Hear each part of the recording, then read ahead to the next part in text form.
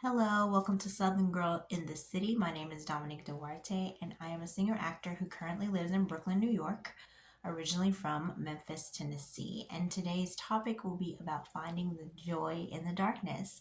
So, the last few years have been quite the challenge.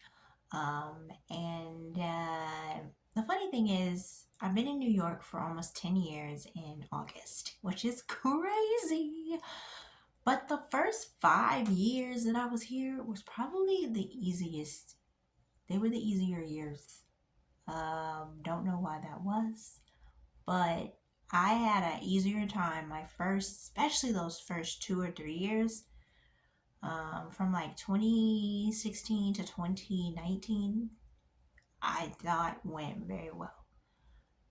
Could have been a little better at times, but it was not treacherous. I can't Yeah. So the last 5, 6-ish years have definitely brought quite a few challenges. I got into education because I was trying to pay off my debt. Obviously, I had a lot of debt. I had over $80,000 in debt. And now I have like 65. Um, so in 2.5 years, I paid off about $20,000 in debt, which is not easy to do on my income, but I've done it. Basically, all of my bills are pretty much done except for the student loans. So most of my debt was always my student loans, but now I've been able to put like $1,500, about $1,500 on my student loans, which I have never put that type of money on my student loans ever. So I'm definitely in a better financial place. So finding joy. I don't think I realized that I wasn't feeling joyful until probably maybe about a year ago. I definitely struggled to find joy on the day to day. And I think some of it was I'm a person who comes up with plans, okay? I mean, as you see, I have my goals up for the year 2026 goals. I've written a poster every single year of my goals and my plans, except for last year, 2025. I did not.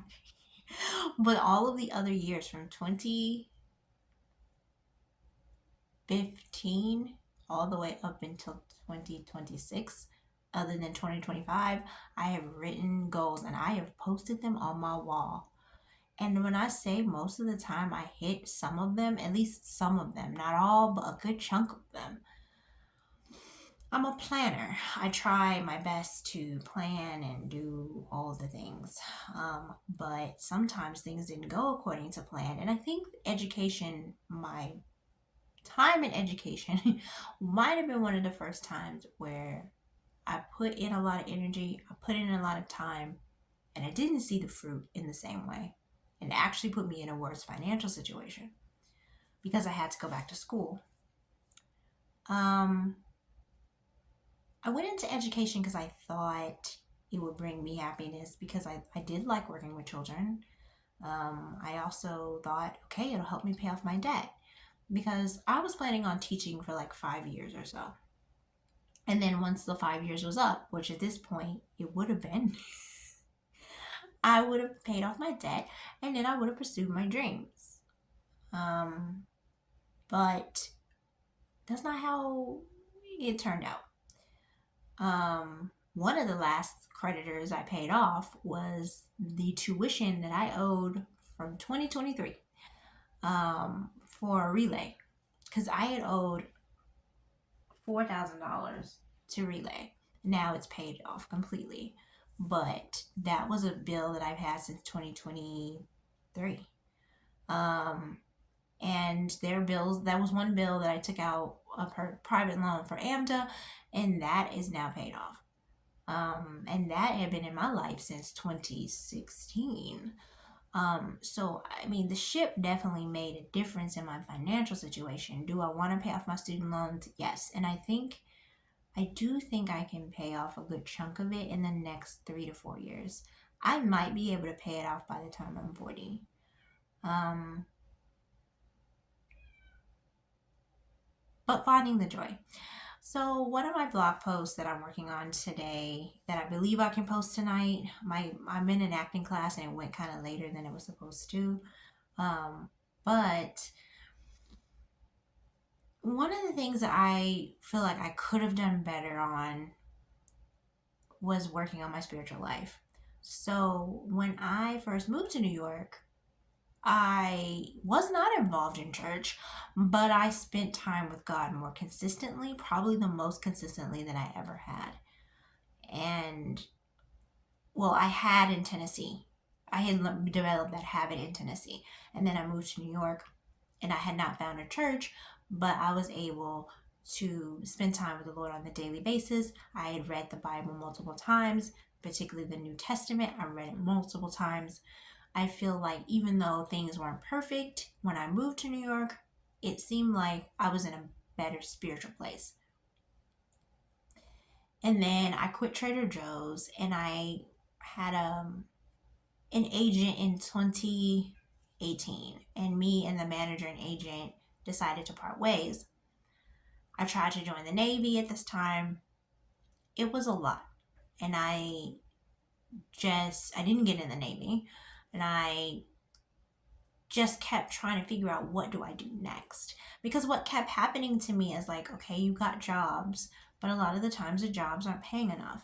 And then you're applying for jobs that pay more, but you're not getting interviewed for those jobs. And the only job that I can seem to get is teaching. That's paying me a decent salary, which is ironic to say because most people say that teachers are underpaid, and they are. But my situation was this is a significant increase for me because I'll just be honest. I mean, when I first moved to New York, I was making under $30,000 a year. On the closer to 20 in the very early years. But I actually felt like I was happier when I was making this. um, when I did start to increase my income, I feel like with the increase in income came a lot of stress. And you're like, how the heck did you live in New York when you was only making 21, I think between 21 to 25K? Because I always had cheap rent. And at the time that I moved here, I really didn't have as many bills. I had the federal student loans, but I didn't have a ton of bills when I moved here. And I don't spend frivolously. So it's not like I'm going on shopping sprees or going to get my nails done. I wasn't even getting my hair done for most of the time I lived here. It's only recently that I started getting it done in the last few years. So I was doing my own hair. So that was not an expense I had. I knew my budget for my rent was about between 600 to 800 a month. So that's what I looked for were rooms that were between 600 to 800 a month. And guess how much I'm paying now? 740. So yeah, I always found affordable places to live. I wasn't looking for my own apartment because I knew my financial situation. Um, and a lot of people don't like to talk numbers, but those were my numbers. In the beginning, those first 3 years at Trader Joe's, I don't even think I hit 25K. Um, and I was paycheck to paycheck. I mean, I've been paycheck to paycheck most of my time in New York, but I think then I was really paycheck to paycheck. I probably stayed at Trader Joe's longer than I should have. I do think maybe I should have gotten a different job sooner because I think that definitely think even though my pay did increase over time, like it went from 13 an hour to like 16 an hour, it just wasn't enough. So finding the joy has been challenging because when you move to New York, you are just in survival mode all the time. And that's the hustle and the bustle and the grind of living here.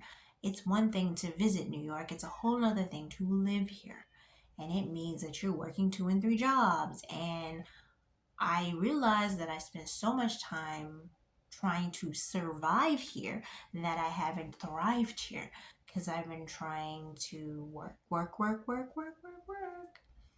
And I've actually performed significantly less in the last 10 years than I ever did in the 10 years that I was in high school, college, and beyond. Those 3 years before I moved to New York after college.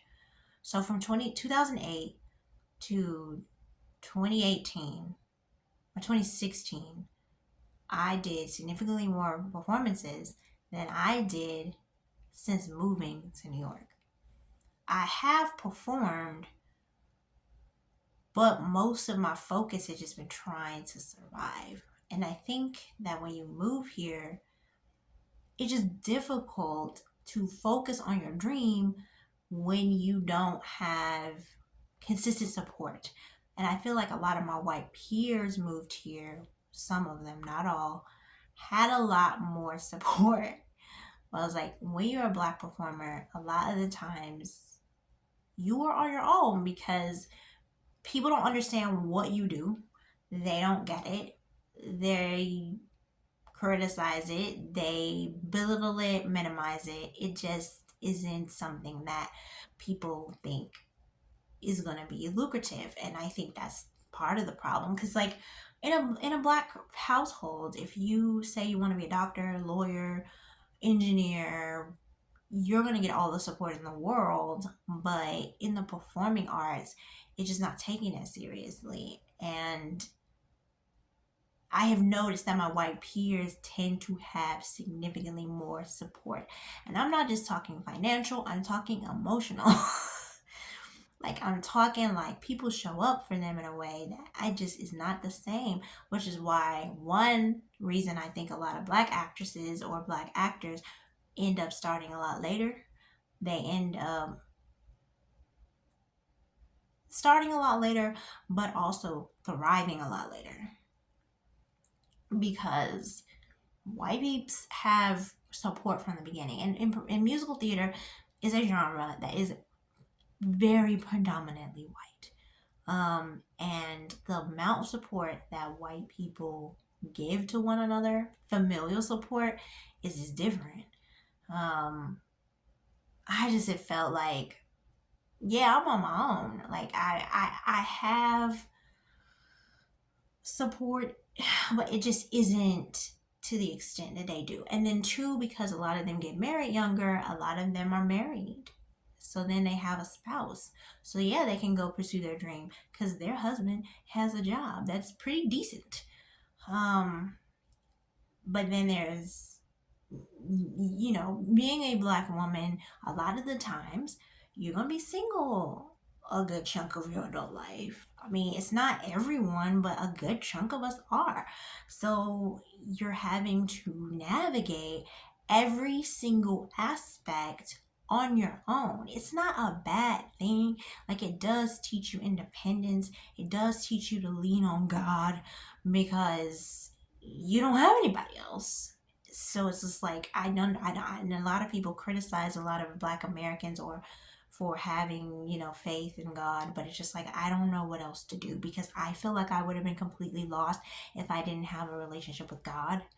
Like, I just don't know how people make it. I know that there are people who don't believe. I don't know how you do it because I would be lost. If I had only had people to rely on, I would have been in trouble. I do have friends who have shown up, and I have had, people who have shown up. And it's like, even in a lot of ways, my mother has shown up for me as for sure. But even with her, I think that she felt like she was doing everything herself too, in a way. Like, she didn't always feel like she had a lot of emotional support. I think that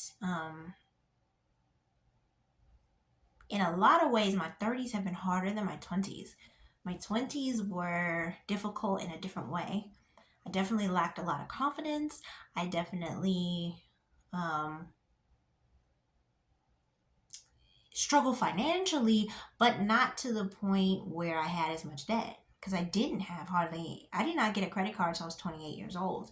So I didn't have, other than my student loans, for a long time, most of my 20s, what I had was my federal student loans. I didn't have any additional debt. But from the age of like 28 to like 32, 33, I ended up getting in $23,000 additional debt.